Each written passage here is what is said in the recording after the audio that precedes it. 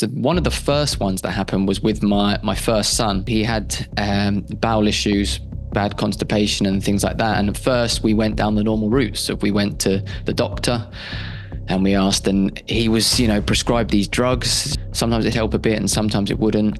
And after a bit, it really wasn't making much difference. And then we went to the doctor again and they said about prescribing another one. And I just said to my wife, I said, you know what? I said, no. I said, we're not giving him anything anymore. I said, we're going to get this sorted. We found a local sort of naturopath guy, went to see him, and he fixed him in one meeting.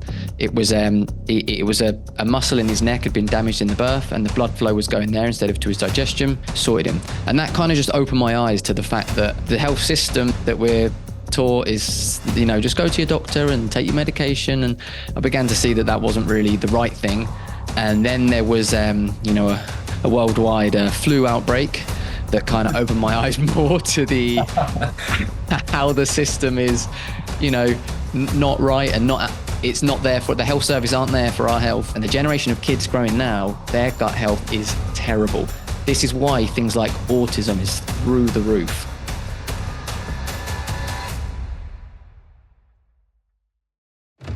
The following podcast is for entertainment purposes only and does not constitute medical advice or opinion. Audience discretion is advised. Welcome everybody to another episode of the Health King's Court, Ancient Wisdom, Modern Health. Today I have a very interesting guest with me. He's a health coach that specializes in reversing chronic illness. He's also the host of the Health Wealth podcast. As a health coach, he works one-on-one with clients using diet, lifestyle, and other natural methods to reverse serious health conditions without medications. His belief is that our bodies can heal themselves from all health issues when given the right tools. That is Mr. Ryan Douglas. Ryan, welcome to the show. Hi, Zach. It's great to be here. Thank you. Thank you very much for coming on. And I just want to give a quick shout out to Ryan because as a podcast host himself, he was actually the first to host me as a guest on his podcast. So when you're done here, be sure to check out his, and big thank you to him, of course. Awesome.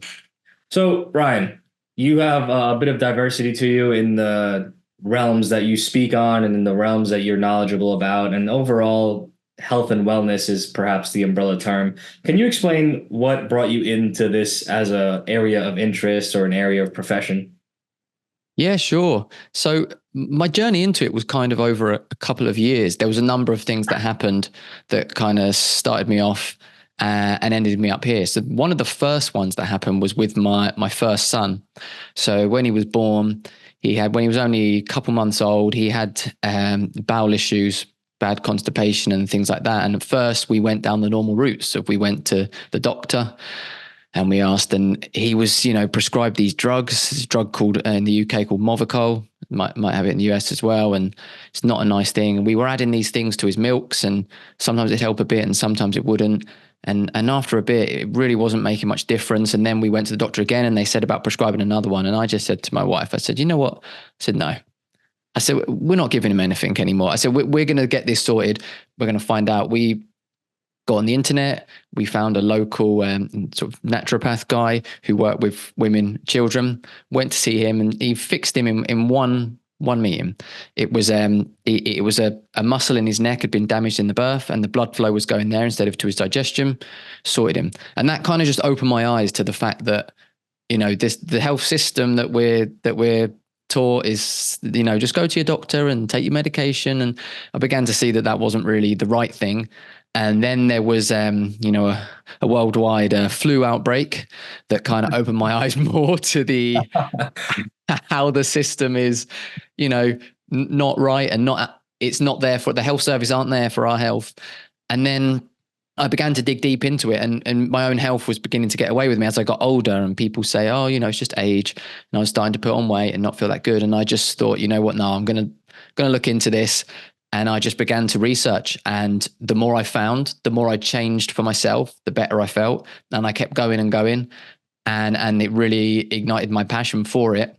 And I just began to discover that so much of what we're taught about nutrition, about health, about medication, everything is completely wrong.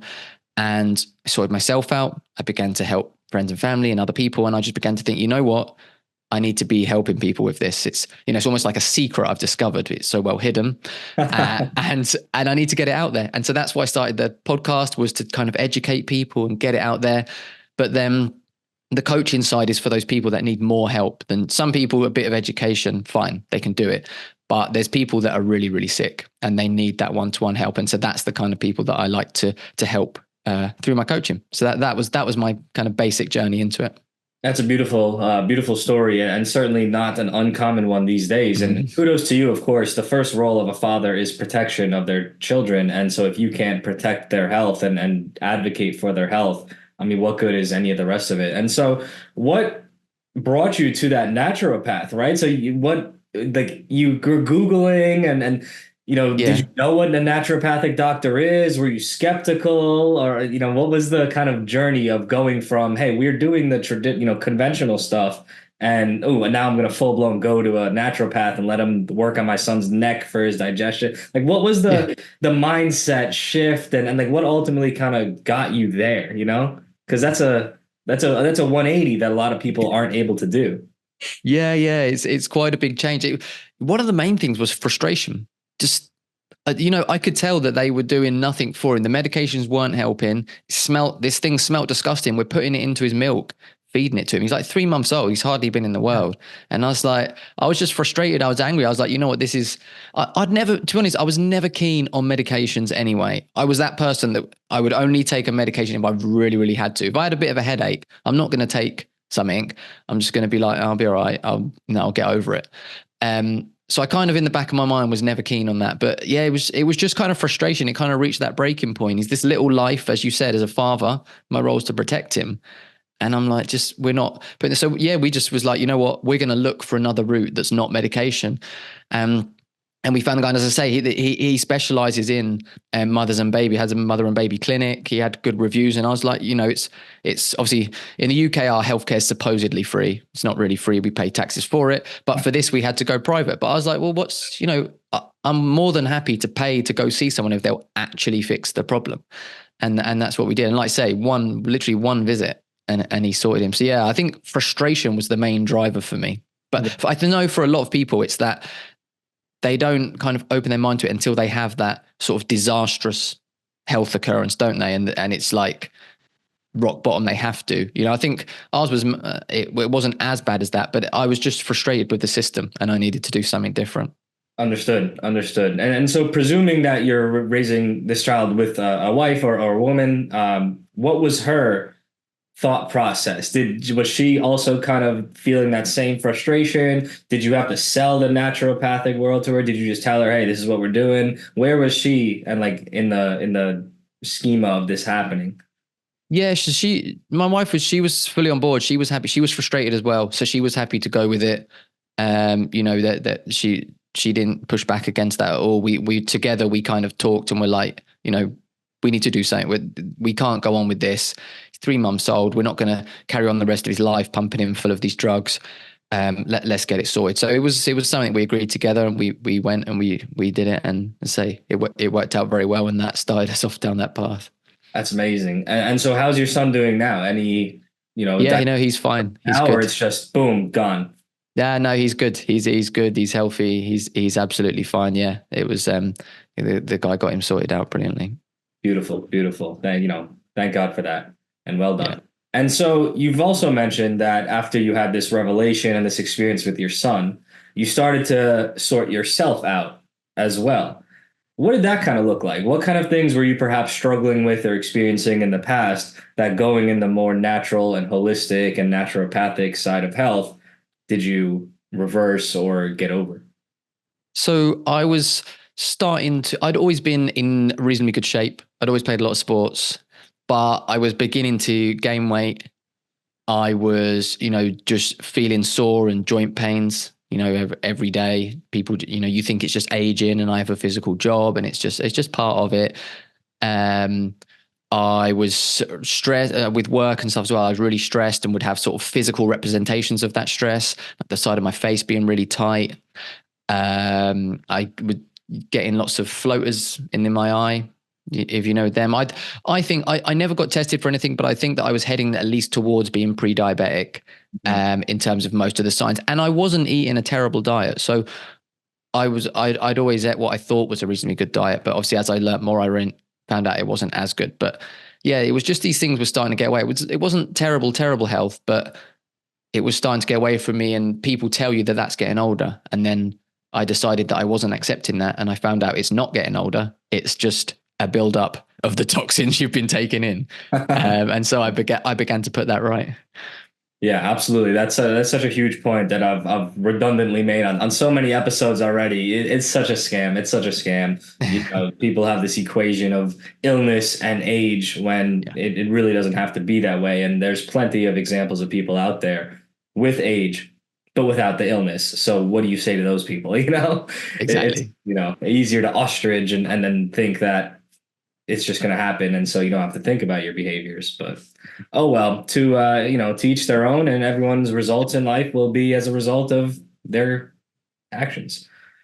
And so you said that you live a healthier lifestyle and you help people live a healthier lifestyle. What does that mean? It's a very vague term. It's easy to say, but how would you define a quote healthy lifestyle? What does that mean? So to me, the lifestyle is all encompassing. We talk about diet and lifestyle because diet is a very big part of it. And it's something that people relate to a lot. Everyone knows that when it comes to health, diet's something to do with it. But diet's just a part of lifestyle. To me, there's exercise and movement, more importantly than exercise, is part of lifestyle. Sleep, stress. And then you also have to look at things like environmental toxins, sunlight, all of these kind of things. As in, it's literally things you're doing every day, because these are the things that build up over time. So it's when we're talking about it with lifestyle, diet and lifestyle, it's about every part of your life. When someone comes to me, it's not like, okay, stop eating that, eat that, and you'll be fine. It's okay. Let's look at, how are you sleeping? What can we change about how you're sleeping? What's your environment like? What toxins are you putting into your body and coming into contact with that you're not really aware of? How much sunlight are you getting each day? Are you getting sunlight in the morning? Are you getting fresh air? Are you grounding yourself at all? There's all of these things as well as diet we have to look at. So to us, that lifestyle kind of encompasses all of that. And it is a really generic phrase because everyone's different and we're going to have to change different things for everyone. But they're kind of the main things that lifestyle encompasses to me. And what would you say are some of the biggest offenders in 2024 of what people are getting wrong or majorly wrong? So, I mean, obviously diet's an obvious one. That's really clear. But I think some of the other ones that we're really getting wrong is sunlight is a big one. So in today's world, the amount of sunlight we get, obviously worse in different countries, is so minimal to humans. We naturally should be living outdoors. We naturally need that sunlight. The majority of the world is vitamin D deficient. We should be outside, but we wake up inside our houses, we go to an office, we're inside all day, we go in a car, we drive home and we stay inside again, and we're getting no sunlight, and that affects us, and people don't realize how much it affects us. So that's something that we're really getting wrong. As well, toxins. I think all of these beauty products, cosmetic products, especially women, but obviously men are using things as well, deodorants and other things. These are all toxic to us. Fluoride in toothpaste. All these beauty products that women have, all these creams they put over their bodies and makeups, they're all toxic, and people don't realize that. So that's building up your toxic load. So if you've got a poor diet and you're not getting sunlight and you're not sleeping well and you're putting all this stuff on your body, that's going to soon start to be a representation of physical symptoms. So there's a lot of things that we don't realize and don't take into account are toxic to us. And I think another thing is sleep that really affects us nowadays, because with all the screen time and the blue light, we're not getting sunlight, so our circadian rhythm's messed up. We've got all this blue light, we're stressed, we're watching TV and on our phones in bed late, and we're getting such poor sleep. And poor sleep really, really affects health really badly. There's so much research showing how badly it affects just one night of bad sleep. The next day, your blood glucose control is way worse, your insulin. So yeah, I think they're some of the main things that we're really messed up. But I think overall, as humans, we are living so far from how humans should naturally live, and that's becoming a very big problem. Yeah, it absolutely is. And as the world gets more and more artificial, it's harder to maintain any sort of natural elements to our life. And perhaps it's not even possible unless we just climb up on a mountain somewhere or go live in the forest. But yeah, and so it's leaves that question of like, what do we do? What's the answer? What's the solution to having come so far away from nature? How do we exist in 2024 in any sort of natural, healthy way, or at least resembling nature? And so let's start with diet. Well, what to you is makes for a natural or healthy diet? Is there a one universal that humans should be following? Is there certain categories of people that should be doing different diets? What's your recommendation on the diet side of things? Yeah. So with the diet, I wouldn't say there's one exact recommendation for everyone because even different latitudes where you live on the earth can mean that you're going to be better off eating different things or what your ancestors in different parts of the world ate. But things that apply to everyone is we need to be eating real food, which when again is another thing that is kind of generic. And people say, oh, you got to eat real food. It's like, what does that even mean? But Yeah. we want to be eating natural, real foods that are as close to source as possible. So much of our diet nowadays, 90% of our diet is processed rubbish that's not even food. Even with things like, let's say for people that eat fruits and vegetables, okay, that is a natural food. But if you get fruits and vegetables from the farmer just down the road from you, that's a very different product to fruits and vegetables from the other side of the world. Yep. So, I always encourage people to eat real foods and source them as close as possible. So your meats, try and get them from a local farmer, local butcher. Your fruits and vegetables, get them again, local farmer. Make friends with these people. Grow some stuff your own. Get your own chickens and have them out in the backyard and have the eggs from them. The closer you can get your food to source, the better it's going to be. That's my main advice that I give to people. I think another thing that's kind of unfairly weighted in today's society is that animal products are really demonized, which I'm a big fan of animal products, your meats and eggs, things like that, because they're perfectly suited for humans in terms of the nutrients, and not to say that you can't be healthy in fruits and vegetables as well. You can be, but I think that fruits and vegetables aren't really demonized, but I think animal foods are demonized and they shouldn't be. We shouldn't be scared of them. We need natural fats. We need animal fats. We need that protein and we shouldn't be scared of eating them. But real food, close to source as possible, is a good starting point for anyone in terms of improving their diet. Yeah, an interesting part of the equation that's often left out of the conversation is that most plants, especially these days, they're really not even natural. When people argue, hey, let's eat plants and vegetables and fruits because that's nature and that's natural and that's, what we were designed here with, you were not. That's just wrong. Anything in the grocery store is at minimum genetically designed to be plumped up. It's been, bred and bred, but a lot of species of vegetables, they're completely man-made. There was this plant naturally, there was this plant naturally, and people crossed them and spliced them together. That's not nature anymore. That's a man-made creation. And then of course you get into the plumping up of all the different fruits and the vegetables and the breeding to be selectively sweet. So now the levels of this and that internally are nowhere near what they originally were. And it's even before you start talking about the pesticides and all the garbage sprayed on them. It's really one of the biggest missing components of the conversation when people are saying, hey, plants versus animals, plants versus animals. Plants really aren't that natural anymore that you can get in the grocery store. It's the truth of the matter. It's very unfortunate, but they're not. They might be more delicious than what existed before, but are our bodies designed to process the plants as we see today? Perhaps not. Animals, of course, are another conversation. Have animals been bred selectively and this and that? And are they filled with all sorts of garbage in the modern iteration of the consumption chain of them? Yes. but cow flesh is still cow flesh.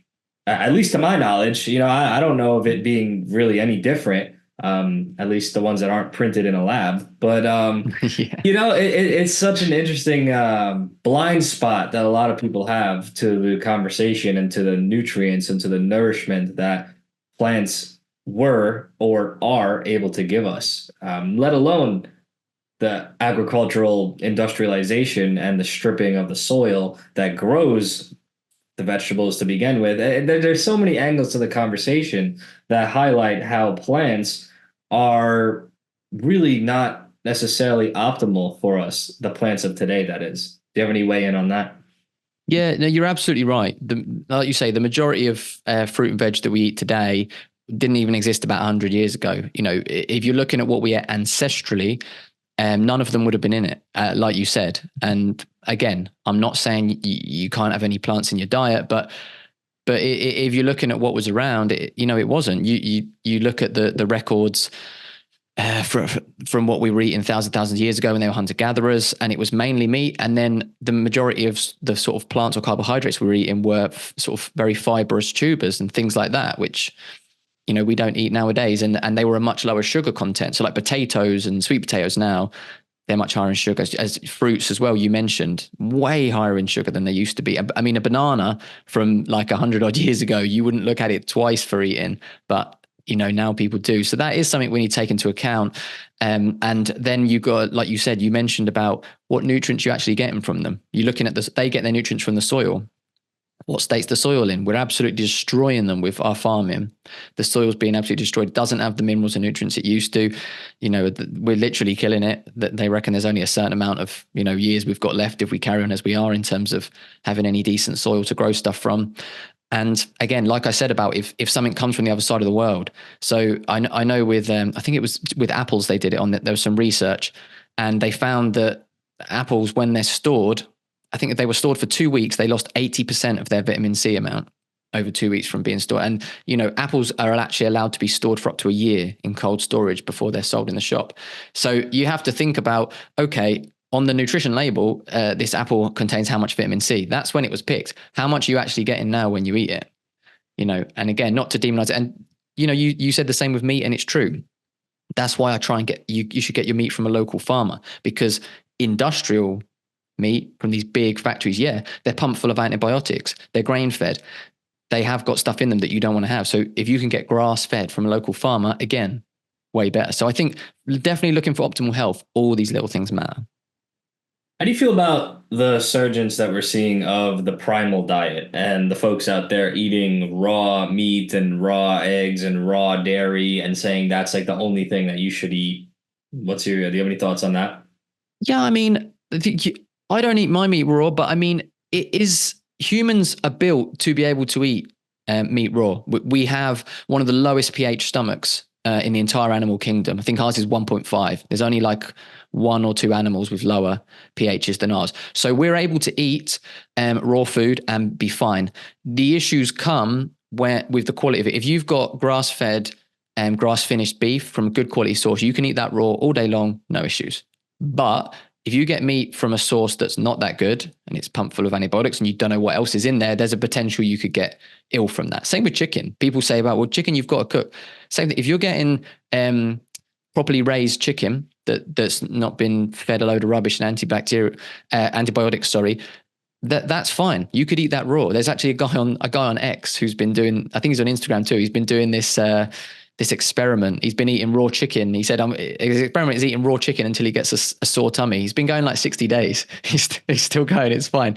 So again, it's good quality foods is fine. But I mean, I don't think there's any issues with cooking. I mean, humans are made to be able to eat stuff raw, but I don't see any issues with cooking food if you want to. And dairy is a really interesting one. Dairy, I think, is an issue for a lot of people due to poor gut health. But if you look at traditional societies with dairy, pretty much all of the dairy they consume is fermented and prepared in a certain way that makes it a lot better to eat. So I encourage people when they're having dairy, if it's fermented into like kefir or into homemade yogurts and cheeses rather than just the milk, because in the milk you've got the lactose, you've got the casein, and they can cause issues for people. But if people want to have stuff raw, as long as you've got a good quality source, it's probably going to be fine for you. But, I don't think there's anything wrong with cooking it as well. Yeah, and it's such an interesting conversation, the raw food versus cooked food, because that exists on both ends of the spectrum. You have Yeah. the raw vegans as well as the raw meat primal people. And it's a very interesting conversation because to me, it makes a bit of sense, at least. It makes sense that, okay, something is as it is, and then you heat it, you're changing it chemically, perhaps destroying certain nutrients. It makes sense. I have my meat when I have it very, very rare, perhaps near raw, I've tried eating raw meat, it's not as enjoyable of an experience. So, and certainly not something you could do socially, but it's, I get it, I get it, why that's so glamorized. I don't get the weird cult like following of it, but I get the logic. It makes sense to me. But then there's some people that say you have to cook certain things, not in a kill the bacteria or whatever in it, but certain things specifically on the plant side have to be cooked for the nutrients to activate. But actually, I've heard it on the animal side as well with egg whites. I've heard that it's good to eat the yolks as raw as possible, but cook the whites. And so what's your thoughts on that? Are certain things better cooked versus certain things are better raw? Is there Yeah. some So with there? eggs specifically, people who have a reaction to eggs, it's the whites, pretty much always the whites. Sometimes people will say, "Oh, I don't have the yolk," but it's pretty much always the whites. So by cooking it, you can negate a little bit of that. It's not going to be as reactive. So that's why, yolks raw, fine. The whites you could sometimes cook if you react to it. If, like I say, if you've got a healthy gut, a lot of this comes back to gut health. If you've got a healthy gut, you can have whole eggs raw, no problem. But if it's giving you an issue, it's probably the whites. So by cooking the whites, keeping the yolk raw, probably okay. Same on like the vegetable side.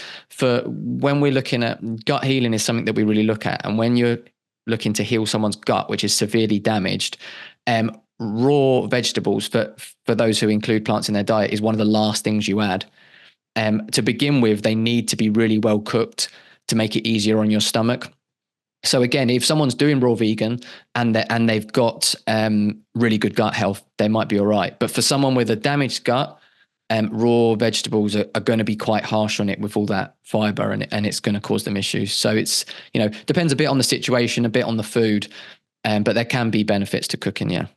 Yeah, it always comes down to gut health, and it's a shame when people attribute symptoms or problems to the food or whatever's, bringing out the symptoms, and they don't look within and say, wow, perhaps that's actually a really good thing. I just can't handle it in my current state, and my gut can't handle it. And so what would you say is the average state of someone's gut, like the average person's gut? Well, what is people's gut health like these days, and why? Pretty poor. And I would actually, this is probably a controversial view that people won't agree with, but I don't think that anyone is allergic to any single food on the planet.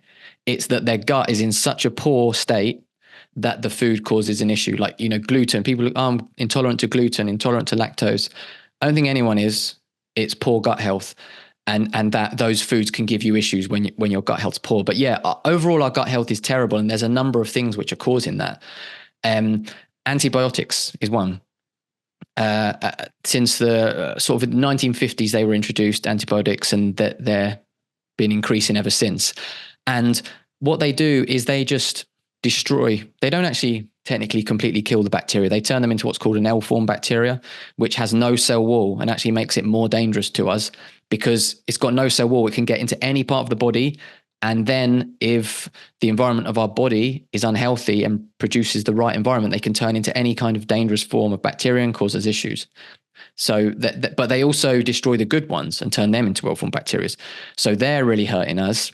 Medications as a whole as well, really damaging our guts, our diet, processed foods, especially processed carbs and seed oils and these unnatural foods that we shouldn't be having. They're all damaging our guts. And environmental toxins that that we talked about as well, that the lack of sunlight, these chemicals we're putting on our bodies, EMF, radiation, and all of this. And basically everything's contributing to it. And it gets worse generation to generation because a baby gets their gut microbiome from their mother as they're born. So literally as they come out of the birth canal, they literally swallow bacteria from their mother, and then they continue to get it from the breast milk. So if the mother is in poor health, she's given a poor gut microbiome to the baby. Most babies nowadays aren't even breastfed, they're bottle fed, which is even worse. And babies are they're starting off with a terrible gut microbiome and then being put on a poor diet, and it just gets worse from there. So each generation gets worse. So if you go back sort of the grandparents, of our generation probably were decent gut health, and then sort of our parents were not that great. Our generation is getting a bit worse. And the generation of kids growing now, their gut health is terrible. This is why things like autism is through the roof. They reckon that pretty soon it's going to be 1 in every 2 kids will be autistic, and that's all coming from our gut health. Yeah, absolutely. As the guts get worse and worse, the toxic exposure gets higher and higher, and people are really being attacked at all angles, right? So you got children that are missing out on absorbing a microbiome, being cut out of their moms for some fucking reason. Yeah. You have the mothers probably having an unhealthy microbiome to begin with. Then you have maybe a couple seconds or a couple hours before those kids are sticked with all sorts of chemical concoctions intravenously and have that kind of floating around in them. But yeah, allergies are a scam. It's such a instance of normalization of very abnormal things. It's certainly not normal to walk around the earth and be like, oh, wow, ooh, that, I can't have that, I can't have that, ooh, no, ooh, the flowers make me, not breathe. What? How did we get here? How did we get here? Exactly. You have people that walk in, oh my God, there was peanuts here. You have people being killed by peanuts? Fuck's wrong with you? You think this is normal? How did we just get here? When people believe in God, especially, which they should, but when they do, or they say they do, and they think God would design people that can be taken out by a nut, are you stupid? Like, how disgraceful are you to your creator? Yeah. You think that that's what our God would design?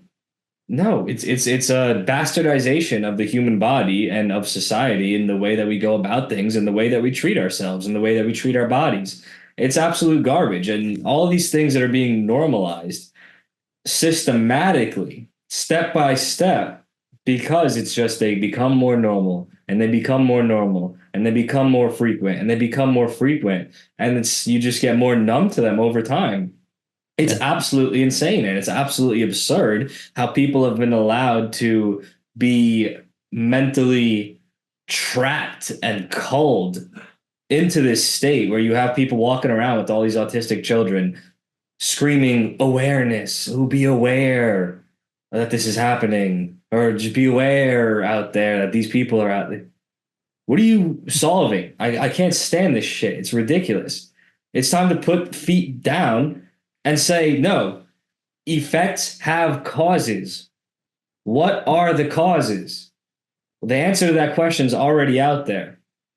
People are stupid, man. It's ridiculous. And it's a shame, and it needs to be spoken about in such a manner, because dancing around these points isn't good for anybody. Dancing around these points and just being kind of chill about it is what allows it to be more and more normalized. It's absolutely insane. But you mentioned allergies to foods being a matter of gut health. Clearly, they're a matter of the immune system as well. All these different chemical concoctions, like I mentioned before, have different cells of this, that, the other in them. And, when those are stuck right into the body, then the body reacts to them strangely. What about allergies to animals and other stuff like that, like pollen, et cetera, as well? Are those also in relation to the gut? Are those more broad immune system things? What's going on there?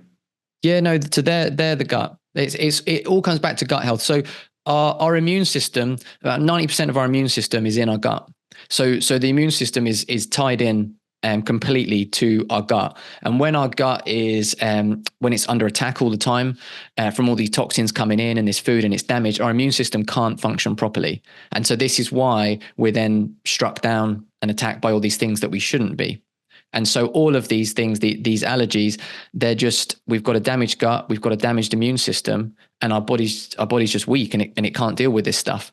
So yeah, I don't think, any allergies, hay fever, allergies to animals, food intolerances, they're all from poor gut health, and which is proved by the fact that if we work with people and correct their gut, guess what?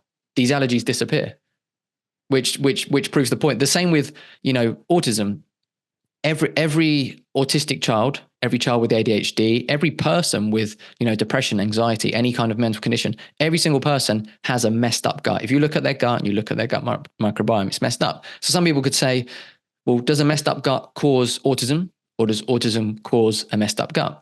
But if you take someone with autism and you fix their gut, guess what? The autism disappears. So it's clear that it's the gut that's causing it. So it's all these things. Our immune system, people who are really sickly and always ill and have these allergies, it's just down to their gut health, because that's where everything comes from. Say that the immune system is literally in our gut. And if we can have a healthy gut microbiome, our immune system works perfectly. Guess what? None of these things affect us. We're fine. Yeah, absolutely. And so how does someone maintain a healthy gut, or perhaps obtain a healthy gut if they don't have one? Yeah. So, I mean, it depends on the situation. Obviously, it can be different for different people. But if for someone with a very damaged gut, it is something that takes time. And it's, again, comes back to what we talked about at the start, lifestyle. So diet's a huge part, because obviously it's our gut. What's our gut's main role? It's digesting, taking in our food. So that's the easiest way we can influence it. We need to look at other things. Like we said, the toxic load's a big thing, because our gut is having to deal with that. So even if we improve our diet, let's get our toxic load as low as we can. So let's look at everything else. Let's try and get off any medications we can. You look at people nowadays, I think over 40 in the US, I think it's the average is on about 4 to 5 medications. It's ridiculous. So, if you're taking medications every day, let's try and get you off them, because that's a toxic load. Let's look at, using fluoride in your toothpaste. Are you using a load of beauty products, using shampoo and conditioner that's full of toxic chemicals? Let's get back to natural products. But the main thing we target is the food. And what you have to do to begin with is cut out pretty much everything you've been eating, and you need to get back to foods that will heal your gut. And one of the key things for that is fat and cholesterol, because all of our cells are made from cholesterol. If we want to heal ourselves, we have to be big on that. And we have to get fat and cholesterol, protein that's in a readily absorbable form. Again, this is why I'm so big on animal foods, because they're so easily absorbed. They're in the ready form that we can use. And we just need to strip everything back and start off like that. But the good news is that as you heal your gut, you can start to reintroduce other foods. So you don't have to stay that strict forever, but you have to take your time and slowly reintroduce things. And your body will tell you, if you reintroduce something and you start getting symptoms, you're not ready for that. You need to stay longer, being a bit stricter. But the earlier you start, the better, because to be honest, nowadays people's guts are getting so bad that for some people, they may actually have to stay that strict pretty much forever, because their gut is getting damaged nearly beyond repair. So the earlier you start, the better. Yeah, the fats are super essential, not just for the gut, but for the lubrication of your joints and your brain and everything. It's such a critical part of the human body in consumption, but it's been so demonized, like you and I know, for all the nefarious and or capitalistic reasons. And people are suffering.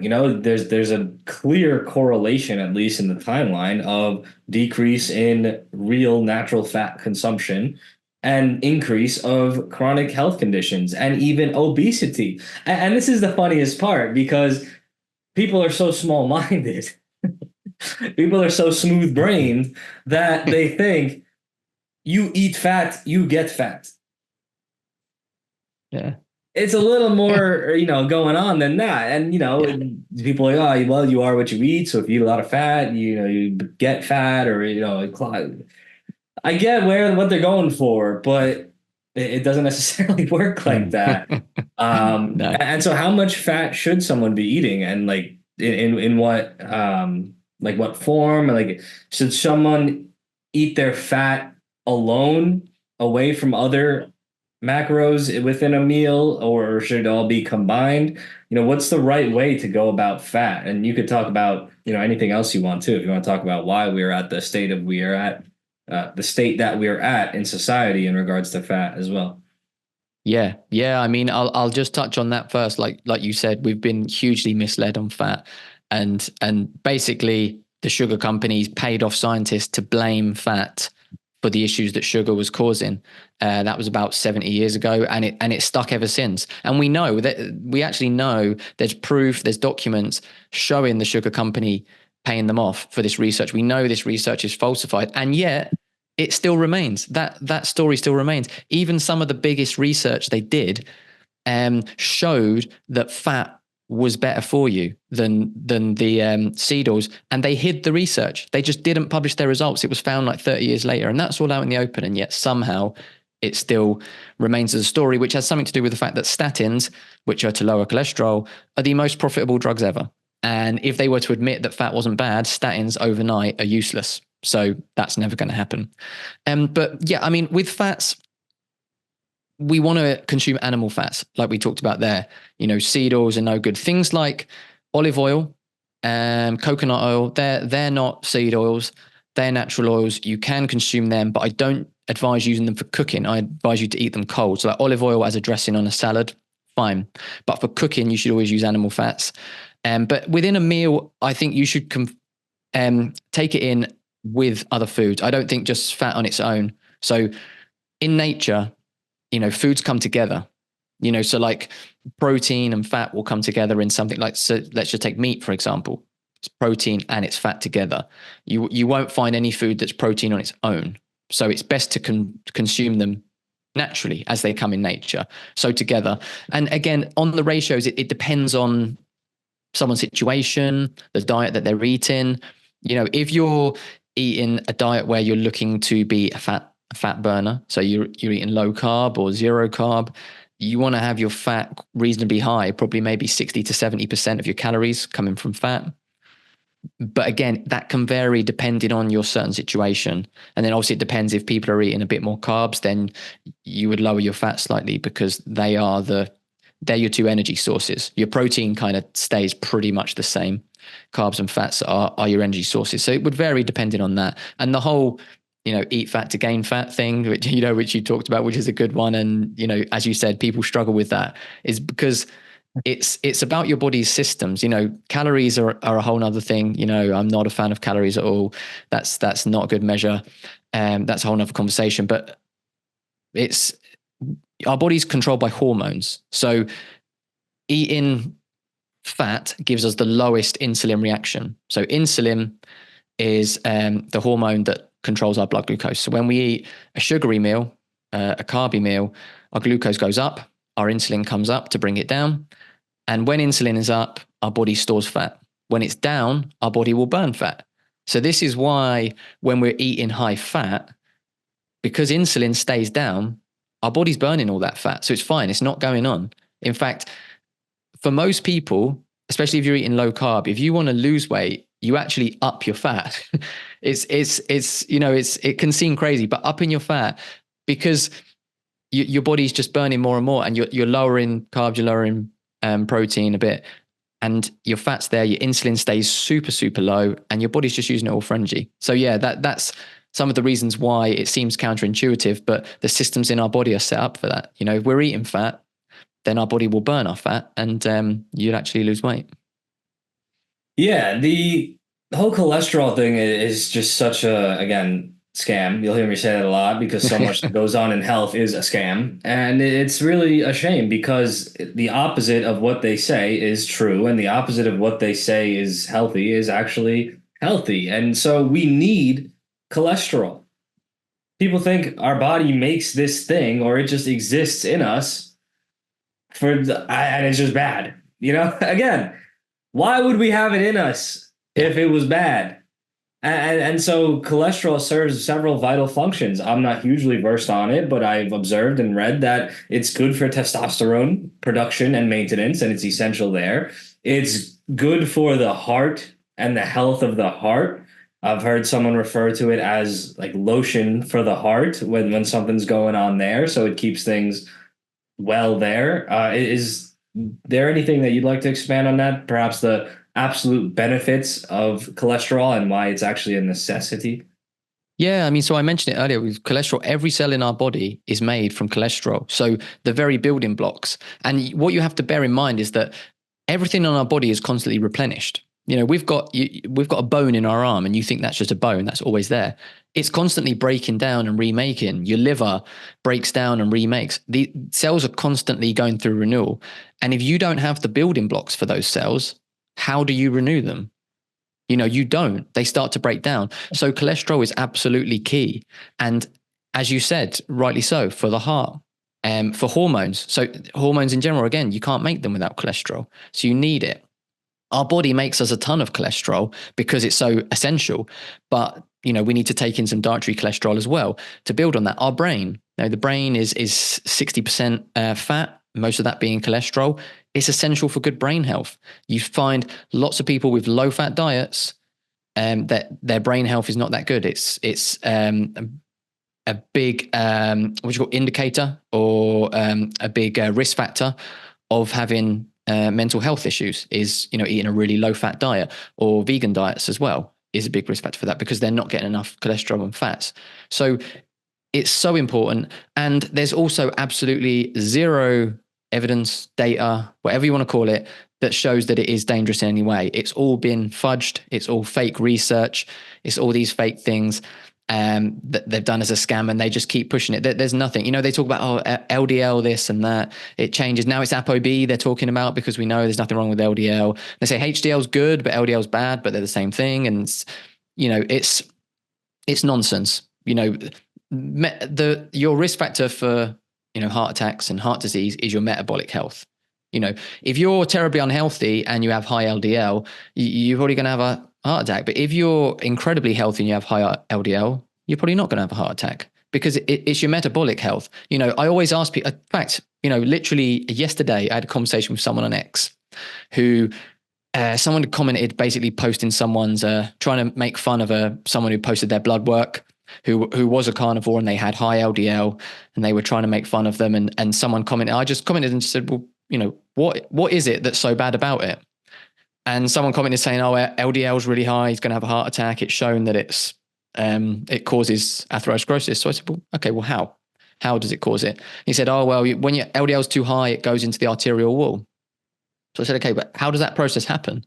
And he couldn't answer. He just started attacking me because there's actually no science behind it. If you look at it and you look at the science, there is no science for how LDL gets into the arterial wall. There's absolutely no science. The only thing that would cause LDL to get through the tight junctions and to get into the arterial wall is damage to your arteries, and that comes from inflammation, from poor diet, and things like that. And also, when you look at the plaques that cause heart attacks, there's basically hardly any cholesterol in them. Cholesterol gets blamed, but when they've studied them, they're like nearly 90% fibrous tissues, a couple other things. Cholesterol's not even, I think, 1% of them. So yeah, it's all fear mongering.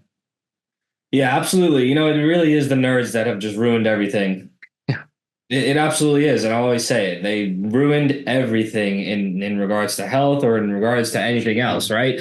People were just happy eating their meat, eating their veggies, eating their this, that, the other. Here come all these nerds putting in all the scientific studies, and then all the low intelligent people thinking that these people are for some reason intelligent and know what the hell they're talking about, or are in their favor to even not lie to them.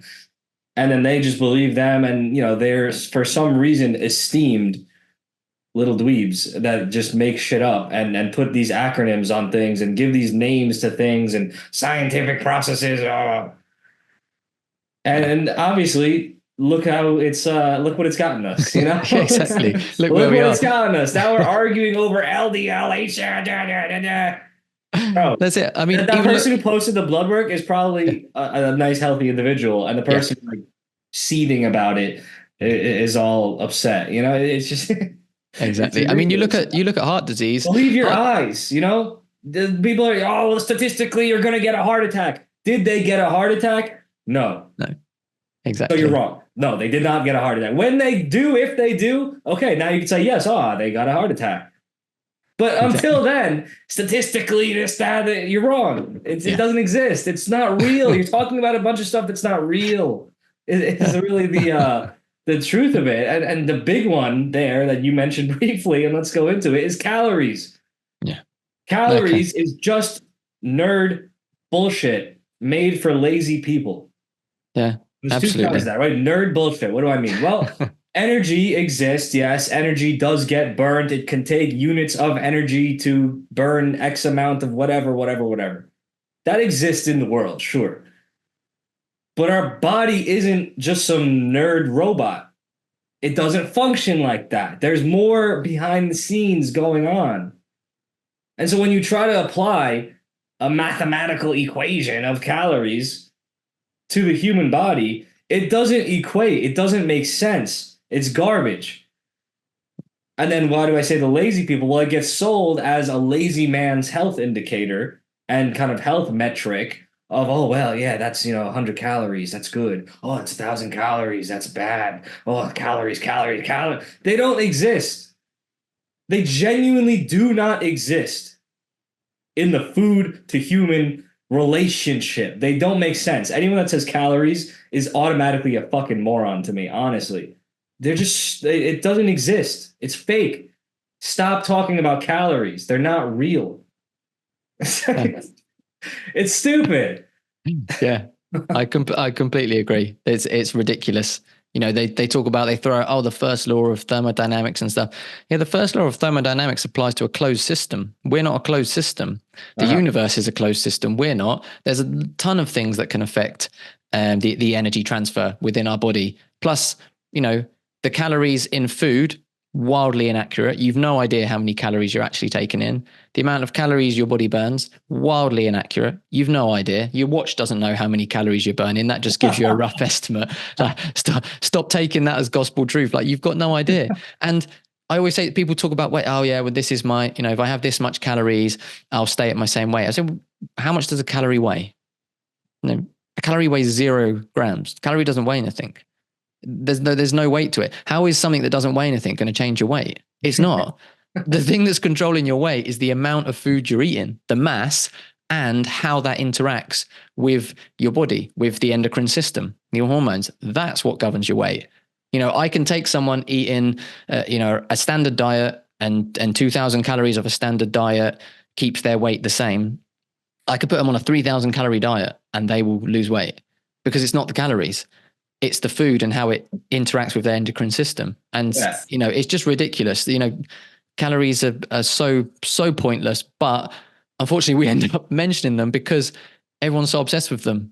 So even when I say about the ratios of fat and protein, I'm still mentioning calories because that's what people understand, but it's just the worst measurement. And it's shown that people use calorie restriction for weight loss. It doesn't matter what food you eat as long as you calorie restrict. And yeah, you know what, at first you eat less, you move more. Yeah, you lose weight at first.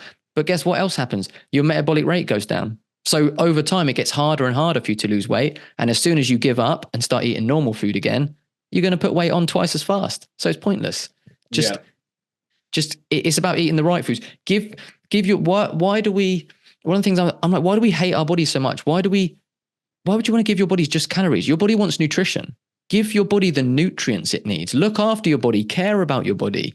Your body is not a bomb calorimeter. It doesn't just care about calories. Give it the nutrients it needs and your body will stay in good shape. It's a marketing scam they've done with us because now you go in the shop, people don't care about what's in it. They read the calories, like you said. Well, this one's 50 calories, this one's 100, so I'll eat this one. You haven't got a clue what's in that one. That one could be full of poison, but it's 50 calories of poison, so I'll have that. Like, no, don't look at calories. Ignore the calories and look at the nutritional information. That's what you want to look at. Yeah, absolutely. There's people out there, living, breathing people saying, the body can't tell the difference. It's just the calories that matter. The body can't tell the difference. What Wow. God. All I can do is laugh at these fucking people. It's sad, but I know they need to be laughed at because they're being fucking stupid. it is. Apparently, I'm in an aggressive mood today, but let's just call it like it is, Ryan. That's What it. You've else are got to tell the people? truth. What else are people doing? Well, what are some of the other? What are some of your favorite areas of bullshit to laugh at in the health space? Um, well, I mean, calories definitely well up there. And one is probably that you can't if you don't have carbs, you can't do any form of exercise. You need carbs for energy. That's another one that whether obviously if you want to have carbs, fine. But the fact that there's still a huge amount of people within the fitness space that think that the only energy system we have is carbohydrates. That still blows my mind. Like you're within the fitness industry. You supposedly know how the body works. How do you think that only carbs can fuel us? Fats fuel us brilliantly. I would say better than carbs. People can argue either side, but you can't ignore that we can fuel ourselves off purely fats. Again, I'm not saying people have to do that if they don't want to, but it's an option, and our body makes more than enough glucose that we need. Because yes, people always argue, oh, you have to have carbs because your brain can't function without a certain amount of glucose. Yeah, that's why our body makes its own through gluconeogenesis. That's literally why. Earlier today, I recorded a podcast that's coming out in a couple of weeks with a guy who did 5 marathons in 5 days, completely fasted. Yep. And his blood sugar was the same the whole way through. So, for the people that think that we need carbs, that go and explain that. It's cope. I'll explain it. It's cope. It's cope in multiple directions. It's cope because they want to eat their comfort food because carbs are delicious, right? Yeah. That it's just they're good, they're yummy, and they want to eat them. Yeah. So they say, you need the carbs, and then they excuse it. Then it's also an excuse for when they are low energy, and instead of mustering up the strength and the internal energy to do what they need to do, they say, I need my carbs. I need my carbs. Oh, it's because of carbs. That's it. Done. Explained. Yeah. Again, you just proved it. Or that person proved it. I prove it when I don't eat at all and I go and do more in a day than most fucking people. Like it's you don't need it. You don't need it. You don't need it. You think you need it. You're like Again, SpongeBob in the fucking episode. It's like, I need it. I need to gobble down the potatoes and stuff. I get it. They're good. Yeah. Bread is delicious, right?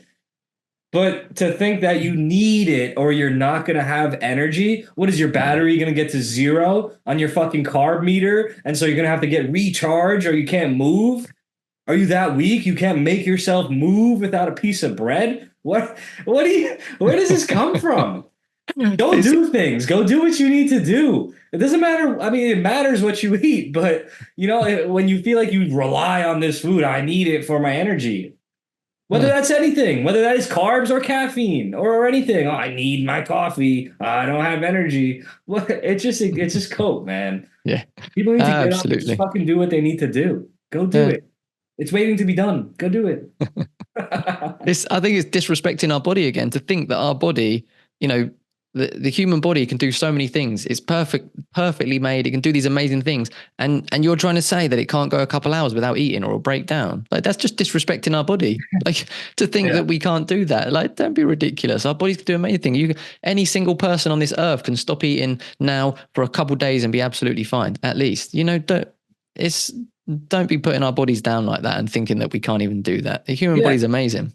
Yeah, and they'd probably be better off. Now, I will gender this argument and say that I believe fasting is massively different in the bodies of men and in the bodies of women because men are on a more simplistic 24-hour hormonal cycle, whereas women are on a more complex and with phases, 28-day cycle. And depending on which phase they're in of their cycle, fasting can be more beneficial or it can actually be detrimental when their body is seeking very much nutrients to rebuild, what their body is purging. So there's absolutely the gendered nuance there within the realm of fasting and within the realm of health in general. We have to gender all matters of health because there's stark biological differences between men and women's bodies. So on the fasting thing, any man should be able to get up, do everything he needs to do in a given day, and then eat in the evening. Is that optimal? Maybe not, but you should be able to do it. Yeah. Without complaining. about it. 100%. And I Yeah. think for a lot of people, it actually is a lot of health benefit to do that for a lot Yeah. of men. But eating less times a day is better for us, and to do that is probably better. Like you say, there is a difference with women, especially with their hormones, and they have a higher fat requirement than men. So it is slightly different. But yeah, I think we need to accept that our bodies can do more than we think. We put mental limitations on our body, but physically it can do these things. Yes, exactly. Exactly. It's a mental limitation, and then it's the cope to self-coddle yourself with the thing that you want. Yeah, Right? absolutely. If you truly convince yourself, I can't go about my day without X. Well, now you're not going to feel guilty about having to have X, or going and getting X when you enjoy X, whether that is coffee or carbs. And I'm not demonizing either of those things. They could be very useful, and they could be very good, and they could be very enjoyable. But to think that you need it ever, let alone every day within a given day, you're just wrong. Yeah, and you're lazy and you're stupid. Yeah. This is really the fucking truth of it. Yeah. How do you feel about coffee in general? Because that's a nice hot topic. Yeah, I mean, coffee is, again, it's one that really gets people going, because people who like their coffee, they really like their coffee, and they don't want to be told not to drink coffee. I'm kind of unbiased on it because I've never been a coffee drinker, just because I didn't like it. So I wasn't biased by the fact of it. Like you said, caffeine in certain situations can be useful. But overall, you definitely don't want to be overdoing it, especially with drinking coffee and because I mean, caffeine on its own can be useful in terms of giving you energy. Coffee, while it has the caffeine, it also comes with other things. There's about 40,000 different toxins that come in within coffee.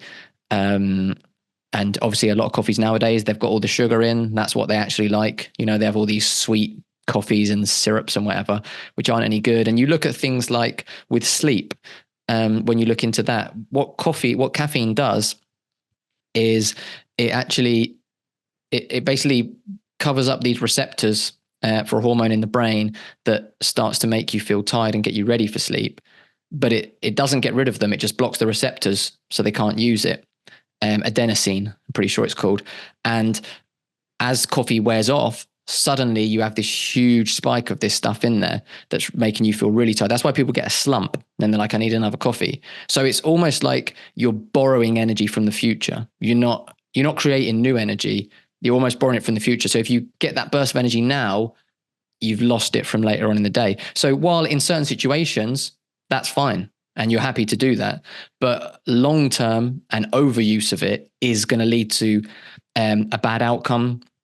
You're going to burn out. You're going to start to put a lot of strain on your adrenals, and you're going to start to get negative effects. I think coffee is something people need to be careful with. I wouldn't say everyone has to cut it out completely. People in certain situations where they're trying to really heal and they're unhealthy, they probably do need to cut it out completely, at least for a while. But I would definitely say everyone should be managing how much they have of it. Yeah, I think it's an example of a powerful tool that isn't taken seriously, and so it's Mm. more often abused and misused than it is used responsibly. And like Yeah. you're mentioning, I think it's a lot of people are detrimenting themselves with it. However, I don't think that makes coffee inherently detrimental personally. I think if someone maintains their life overall in a state of energy and in a state of health, then I think it can absolutely be gone about entirely without detriment, even in large quantity. Okay, and I'll just speak for myself. I know you said what you just said. I know that's what people say. I don't know what the fuck you guys are talking about. I'll drink Yeah. coffee and a fucking lot of it and very strong. And then, but like, there's no crash. I don't know where these people are crashing.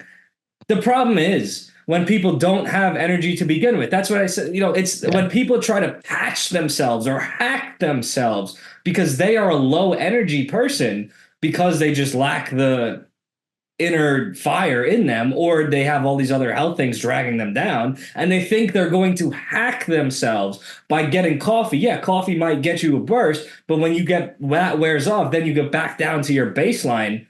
That's horrible. Then you were just kind of escaping from that for some time. But I think if you're a high energy individual who's on your shit, who's on your health, who's got that inner fire, that inner flame, who's going about their day doing this, that, the other, I think coffee or no coffee, you're still going to be doing what you need to do. You might enjoy a boost from the coffee. And then when the coffee wears off, all right, well, then you're just back to where you were anyway, which is still good. Like, that's the problem. It's not the bean water, it's the people. Bean water doesn't hurt people. People hurt people. Like you said, after the coffee wears off, you return to your baseline. So if your baseline's good, no problem. If their baseline's bad, it's a problem for them. So like you said, it varies on the person. And say if your baseline's good, you've got no issues. Yeah, exactly. Like for example, how much coffee do you think I've drank today? 3 cups. It's 1 p.m. here. Let's go about 3 cups of coffee. 0. Oh, okay. Zero. I don't need it. Yeah. And that's only because we ran out. But, but the point is you need to be able to show up, and you should be able to show up doing whatever you need to do otherwise. And I've done manual labor today. I've done physical, like working on cars and this and that. And I've done technical stuff, working on my computer. Now I'm here. I've had meetings, like, again. And if I had coffee, perhaps I'd be having a slightly better time internally and just have that internal extra zhuzh, but you don't need it. It's funny on both sides of the equation, right? When people, and it's pathetic on both sides of the equation, I think, when people have this like fetish over coffee, ooh, coffee, I need my coffee, and then they rely on it, that's pathetic. But then when people demonize it as well, to me, those people are probably even worse, because then, like, again, are you scared of bean water? It's beans and water. You're really scared of bean water and think bean water is some detriment to your health and it's going to wreck you and you can't handle it. No, it's always bad. And like, that's your villain? Bean water? Like, bro, what's wrong with these people? I know. Like you said, it's the reliance on it. Like you said, like, yeah, carbs are nice. If you enjoy carbs, fine. Coffee's nice. If you enjoy coffee, fine. But if you rely on it and you think that you can't do anything without it, like you said, that's where there's an issue. That's where people are like addicted, like a caffeine addiction or a food addiction to carbs. That's where it's an issue. You know that you can do what you need to do with or without those things. But some people, they think without those things, they can't do anything. And that's where there's an issue. Yeah. It's always an issue itself. And everyone's looking to have an excuse for, what's their failures within, right? It's ridiculous, and it goes in all the directions. When people get bad sleep for whatever reason, another common thing is to blame it on the caffeine. If they drank coffee, even late in the evening or even early in the day, people say, "Oh, I didn't sleep last night. Must have been the caffeine." I don't know what these people are talking about, and so I don't do this anymore. Years ago, when I was a maniac bodybuilder, my work schedule just worked out that I would often go to the gym in the evening, 8 p.m., 9 p.m., whatever. And I was taking a pre-workout, very intense pre-workout, and I was taking like double dosage of it. So I was taking 800 milligrams of caffeine, going to the gym, being there for, an hour to 2 3 hours, going home, eat, shower, sleep. And good sleep at that. I don't understand these people who can't handle these things. It's just, I don't get it personally. Like, I get why other people could be in a state of weakness where they can't handle these things. My body tends to handle substances very, very well, but I don't understand why people just kind of like cut off the conversation at there, and instead of just doing better. It doesn't have to be the way that you're experiencing it, no matter what that is. And in regards to the, no, never mind. Anyway, any thoughts to that? Yeah, no, I agree with you. It's and it probably ties in slightly to gut health and overall health. That if you're in good condition and you're healthy, the caffeine's probably not going to bother you. You're also, mentally, you're strong and you don't need it, and that's probably going to have less an effect. Someone who's in terrible health, maybe the caffeine affects them more, or maybe it's all in their head. So I think it does come back to that healthy body, healthy mind, nothing's going to affect you as much. Yeah, that's absolutely true. Our mind can be our best friend or our own worst enemy. If we tell Yeah. ourselves we cannot do X without Y, then we're going to be right. Yeah, And then the absolutely. amount of time that we'd spend thinking, oh, well, I can't do my work because I have coffee. I can't do my work. I need my coffee. Well, now you're distracting yourself. So obviously you're not going to get your work done. You're sitting here thinking about coffee. Yeah. And then once you get your coffee, you're probably going to sit there and distract yourself with something else. Yeah. Like, It's all cope, isn't it? Like you said, it's all they're cope. just coping. It's all cope. Anyone that thinks anything is just, Yeah, they're manifesting. It's a negative manifestation, isn't it? You tell yourself that. One of the things that I was one of them people that could not leave the house without breakfast, and that was what I told myself. I can't go out without breakfast. I have to eat. yeah. And literally, I could not leave the house. And then when I began to look into health, I decided, I'm going to cut breakfast out, and it was the easiest thing I ever did. It was just Yeah. all in my head that time. As soon as you got over it and got over, I'm not gonna have I'm not gonna have my yum yums before I leave. You don't get that little bit of comfort, then it's Yeah, just fine. You just do what you need to yeah, do.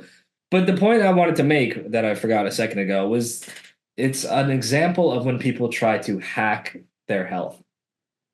There's no hacks to health. There are yeah, powerful tools, yes. There are certain things that could accomplish things quickly, this, that, the other, but you can't apply an allopathic pharmaceutical mind frame and mindset to anything natural, and our body is included in something natural, right? There's no I am messing up in this, and this way. So overall, I'm doing more things wrong than I am right, but I'm gonna drink a cup of coffee and I'm gonna be good.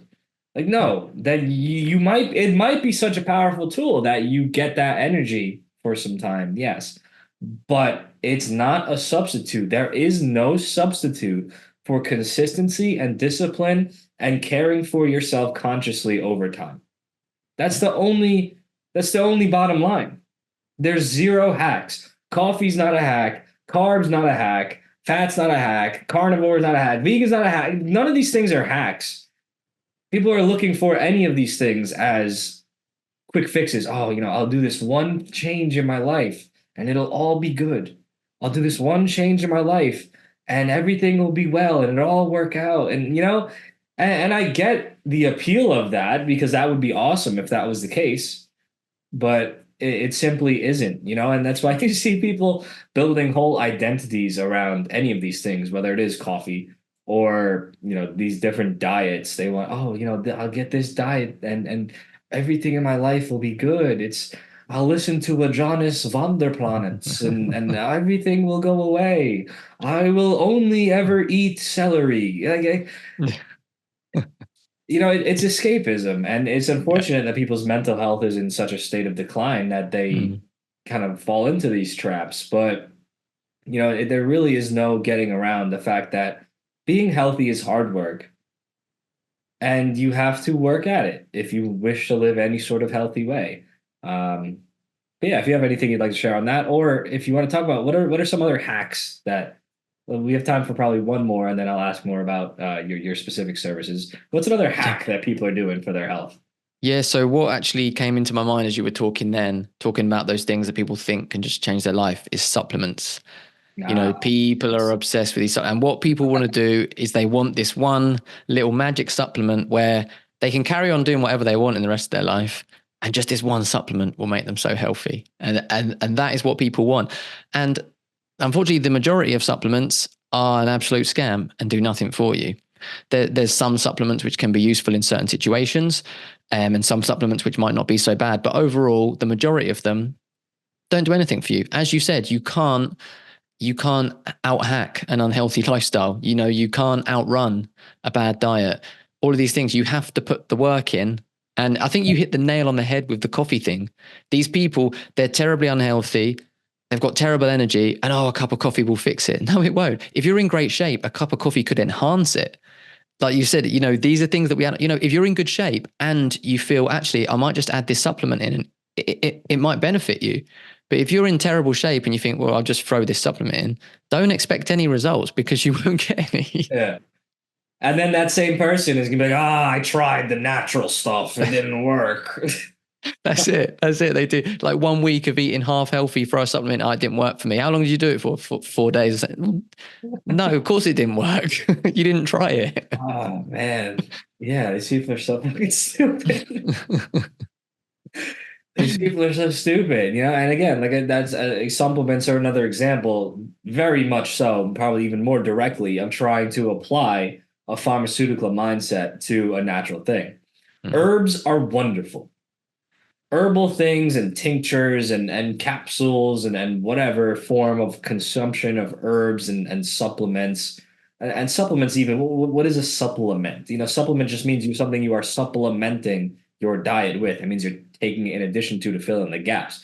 A supplement isn't necessarily even a natural thing. There's a bunch of chemical garbage supplements, all the same as there are natural ones. So if you are considering a supplement to your diet that should be good in the first place, yeah, obviously consider having one that's only good stuff. Like I have some on that shelf right there, and it's just powdered Irish sea moss or powdered mushroom, like reishi mushroom blend, powdered shilajit. It's whole Mm. real things, just in an easy, poppable form.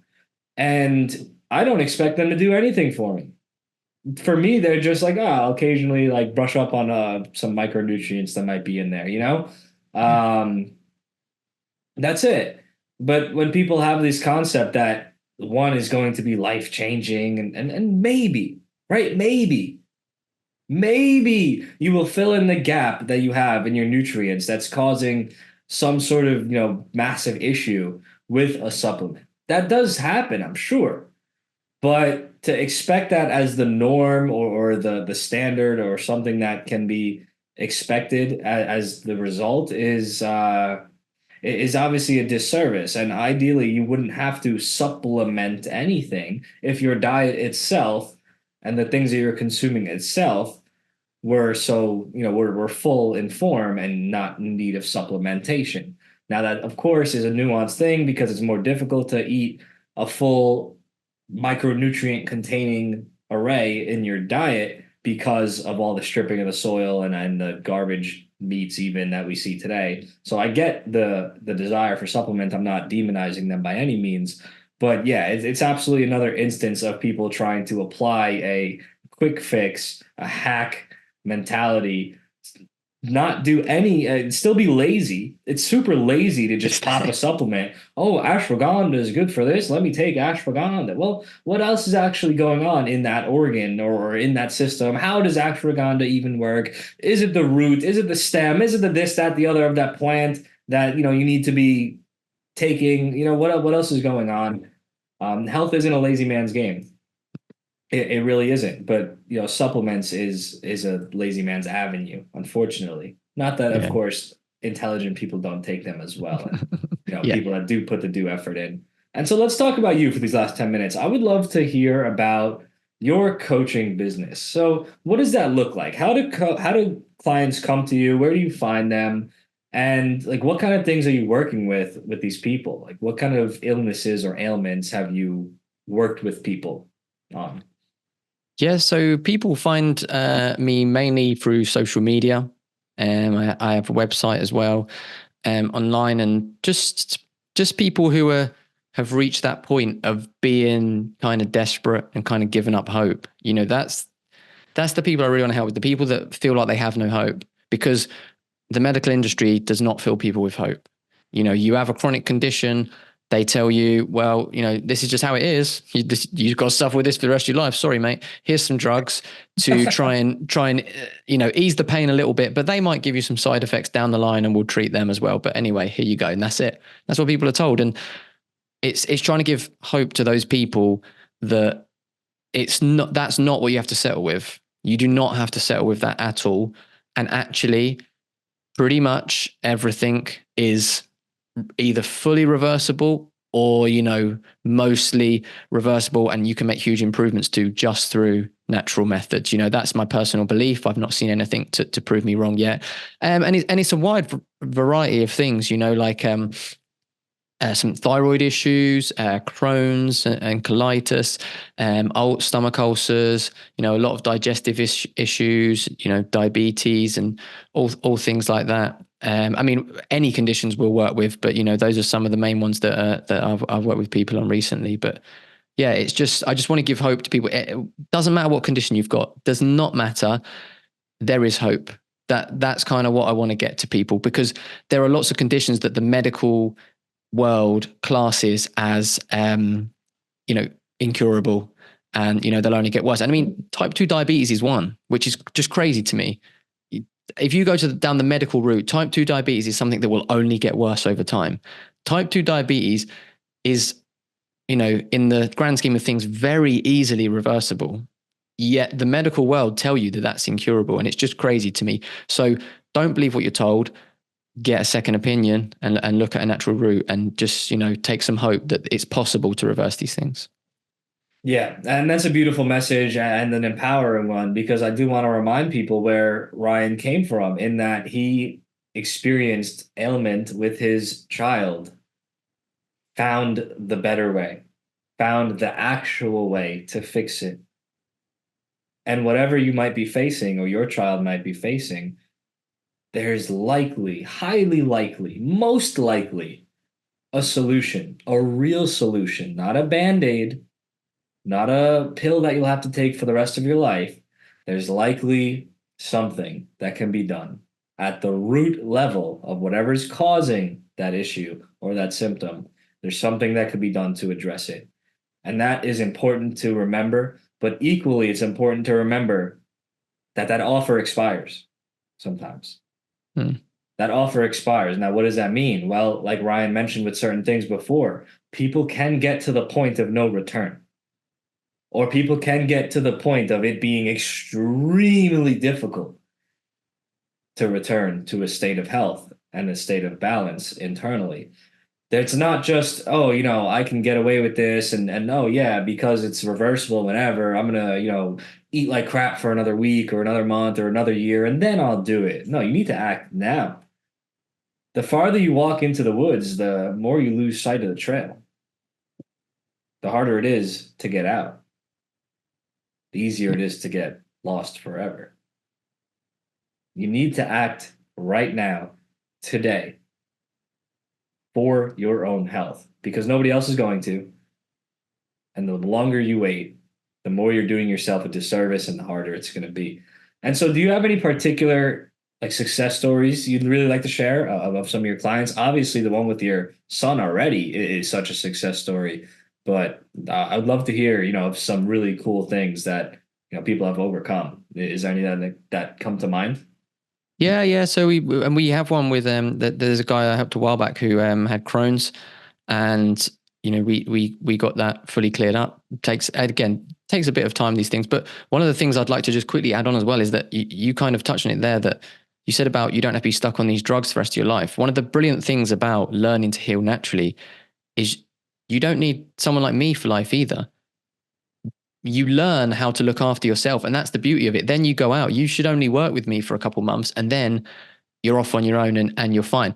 And so, that's another empowering thing. But yeah, we actually traced his back to him having had antibiotics as a baby was what messed up his gut originally, which is the story for many. And so, yeah, that was a really good one. I had one with I'm still working with him, who has thyroid issues, and we're getting him off his medication fully. So you have to do it gradually. You don't just go off your medication for these things. He's doing amazingly well. He's super healthy and fit, and we're lowering his medication, and it's been going absolutely brilliant. And he's going to get fully off it, which doctors would tell you is impossible. And we're going to get him off that as well. So that's another great one that we're doing at the moment. And as I say, the digestive issues, that we get a lot of them. And I mean, I don't want to say it's easy, because nothing's easy. It requires discipline, but it's once you learn, it becomes easy, and we reverse a lot of these. And it's great to see these people that have been given no hope, and then a couple of weeks down the line, a month down the line, they're so happy. They're different people because they've got the hope, they're seeing the benefits, and they know that actually I can keep this up forever. Like I don't have to live that life. And that's what we're seeing them being completely healed. So it's brilliant. That's amazing. And so are you coaching people and working with people in this way full time, or do you also have a day job, or what is No, so at the moment it's still I day to day I run a carpentry business, and then the coaching and the podcast is on the side around it. So yeah, it keeps me busy, but it's brilliant. I love it. I mean, eventually I would like the coaching to be more of a full-time thing, because that's my real passion, is just, helping people and getting this word out there. So yeah, that eventually it will hopefully be more full-time than it is now, but we're seeing great results so far. That's amazing. That's amazing. And so where can people go if they're interested in exploring more of your content? What's the, how do people find your podcast, your website? Where can people find you online? So the easiest place to start is probably my website, which is healthwealthuk.com. If they go there, it's got links to the podcast, links to book calls and things like that for the coaching. On social media, I have Ryan Health Wealth is my coaching page on pretty much every platform. And then there's also the podcast pages on social media, which is HW Pod UK. Awesome. And do you work with people only in the UK, or are you doing virtual, work so you can work with anyone anywhere? Do you work with men, women, old, young? Like, what's your clientele base of people that can contact you? Yeah, absolutely everybody. So yeah, anyone. We work virtually, so absolutely anywhere in the world. And again, any types of people, we're happy to work with. And I've even, in fact, one of my clients who I worked with some of his issues, he's fluent in Spanish, and so he's offered to translate for me if I get people who are Spanish and don't even speak English. So even non-English speaking people, we're looking to be able to help. Nice. That's beautiful, man. That's beautiful. And so, Ryan, is there any closing thoughts that you'd really like to leave the audience off with? Any final message, a main takeaway that if someone's a dummy and forgot everything else, that they should just remember this one?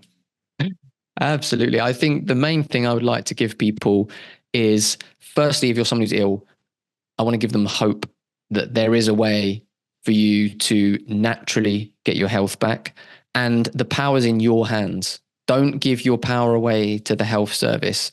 You have the power. Everything you need to heal yourself is in nature, and you can get it through your food, through your lifestyle. And absolutely look into these things and question things, and do not take no for an answer from the medical system, and just know that your health is absolutely down to you. You need to be the person that cares about your health the most, and you need to take control of it, and that's completely possible. Absolutely. A great message. When you ignore something, it only gets worse. Things don't just get better on their own. So you need to be in the driver's seat of your own health and in the driver's seat of your own life. Ryan, thank you very much for coming on the show. Thank you so much for having me. A big thank you goes out to Ryan for coming on the show. You covered a lot of very fascinating topics, but right from the beginning, it was a story of inspiration and a story of the testament to fatherhood and the testament to holistic health and wellness all the same. It's so amazing to me to see a man that took the initiative to look into what was going on with his own child and figure it out. Now, figure it out could just mean finding the right practitioner to go to, or finding the right resources to apply. I genuinely think that a man who is not his own family's doctor, that man is a fool. We should not be outsourcing our health and our family's health entirely. Who can we trust to have our families back more than ourselves? I'd love to see more men stepping up, learning about the body, learning about sickness, learning about health, and learning how to care for their family in a holistic way. Kudos to him. Be sure to check out his podcast, the Health Wealth Podcast.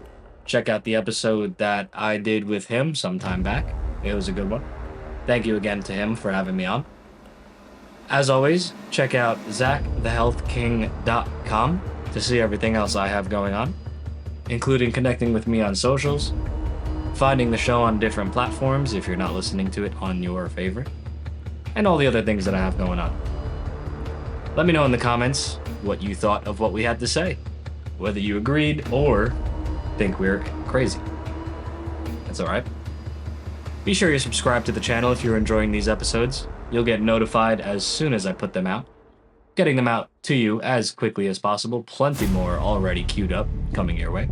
I hope you're enjoying listening to these as much as I'm enjoying making them for you. You're listening to the Health King's Court. Ancient wisdom, modern health.